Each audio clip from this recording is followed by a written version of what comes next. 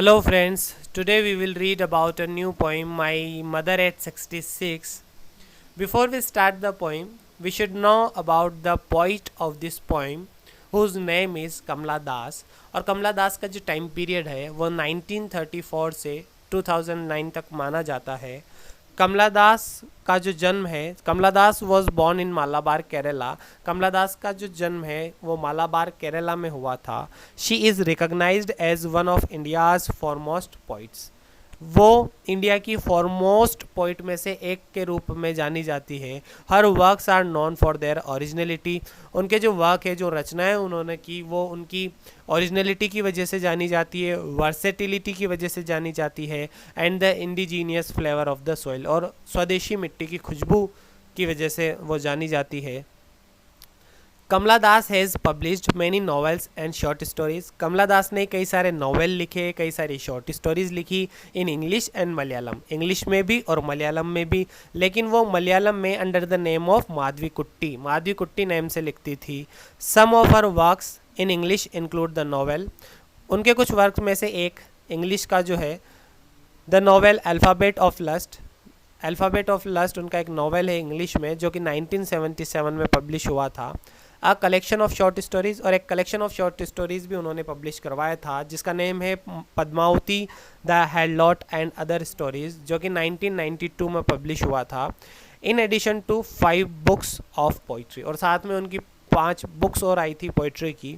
She is a sensitive writer, वो एक sensitive writer हैं who captures the complex subtleties means बारीकियाँ, तो subtleties of human relationship in lyrical idioms. तो वो लिरिकल ईडियम्स में जो ह्यूमन की, मानव की जो संबंधों की बारीकियां हैं, जटिल बारीकियां हैं, उनको बहुत अच्छे से कैप्चर करती थी।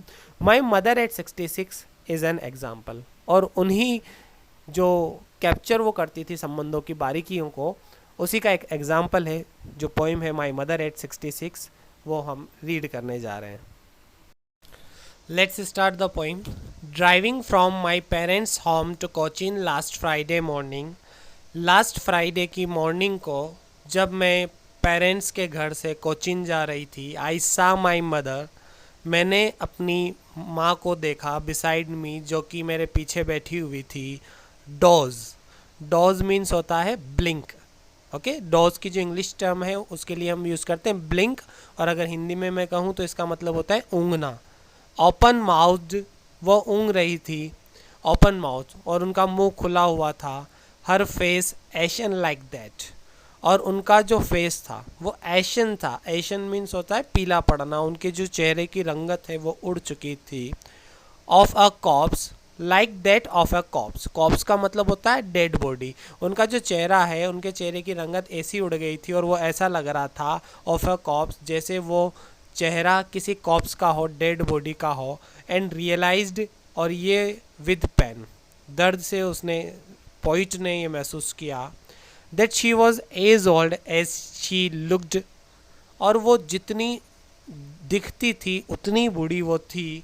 बट सून, और जल्द ही, पुट दैट थॉट अवे, जो पोइट है उन्होंने अपने माइंड से इस आइडिया को, इस विचार को दूर कर दिया कि जो मेरी माँ है वो जितनी बूढ़ी दिख रही है उतनी बूढ़ी हो गई है। मतलब उनकी, पोइट के माइंड में माँ की डेथ का जो आइडिया या विचार चल रहा था उसको उन्होंने दूर किया। और दूर कैसे किया? एंड लुक्ड आउट, और उन्होंने अपनी कार की जो विंडोज से बाहर देखना स्टार्ट कर दिया। एट यंग ट्रीज़ की तरफ उन्होंने देखा, स्प्रिंटिंग, जो कि रनिंग कर रहे थे, क्योंकि कार कंटिन्यू चल रही थी।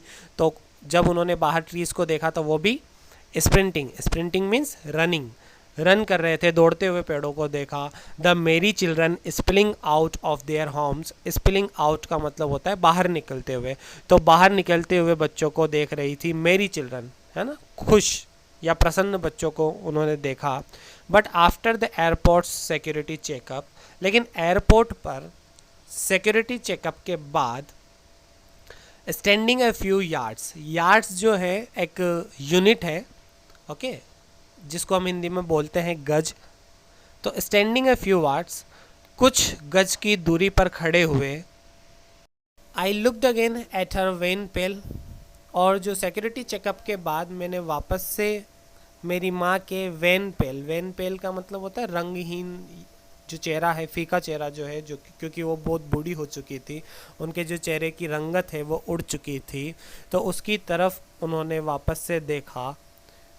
As a late winter's moon and felt that old, और उन्होंने क्या महसूस किया कि ये सर्दी की ऋतु के जो आखिरी समय का चंद्रमा होता है उसकी भांति उनका जो चेहरा है वो नज़र आ रहा था, और उन्होंने वापस से फैमिलियर एक जाना पहचाना सा पेन, दर्द महसूस किया।